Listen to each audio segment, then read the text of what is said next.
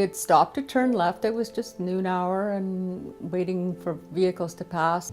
And all of a sudden I saw this large truck. I figured he's going to hit us. I didn't have a chance to say anything to Greta, no warning, no anything. And suddenly there was a crash.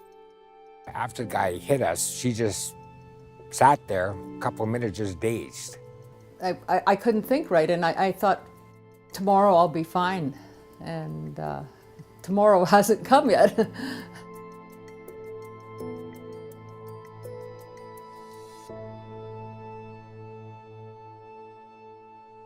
Life changed very quickly. Yeah, very quickly.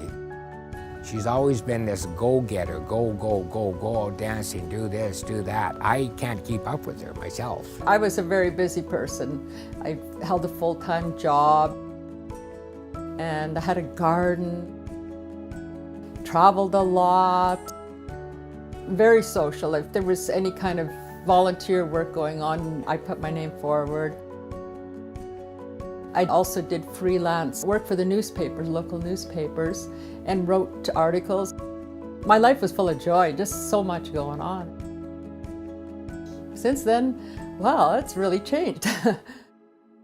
I didn't believe that I'd be sitting here after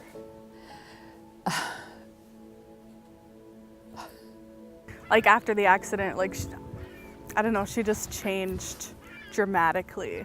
She would get tired just like that. Hey, Dawn. She was spending excessive amount of time in the afternoon laying on heating pads and taking her Tylenol and Advil. I had headaches, nausea, and I thought this is how my life was going to stay.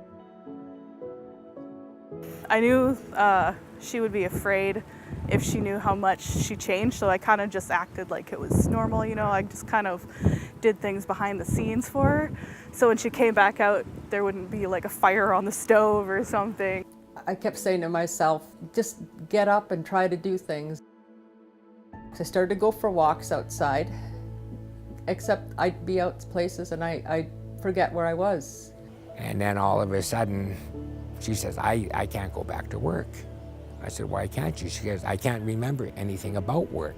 Let's go up to Kin Beach after this. I couldn't participate. It was too difficult for me to do simple tasks like putting binders together. Oops. I couldn't do these things that I normally could because I was slipping away from the social piece of work and life with friends.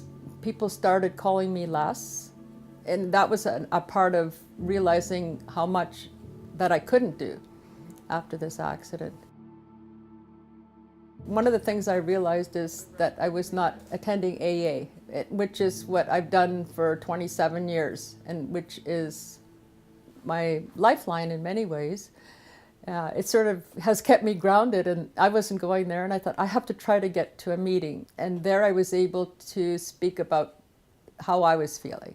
And it helped me to put things into perspective for myself about how life would be now for me. We start like this. Yeah. I wouldn't say she's back to normal, but almost, I think.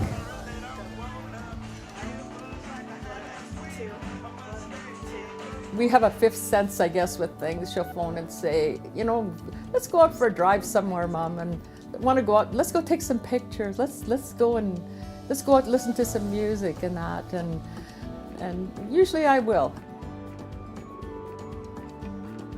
I wasn't able to pick up a camera. Why are you running away? I didn't have that wanting to do it. It took me a while, and I'm working slowly back into it. I look at things a different way. Maybe that's what it is. Maybe I'm realizing life looks a little different now. It means something different now. Brain injury really is an invisible disability. I think it's picking up the pieces, salvaging what's there, moving ahead.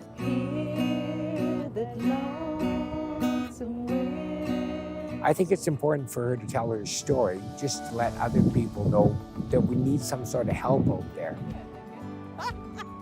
I hope there is some inspiration from my story and other people's stories too. it's a huge change in life.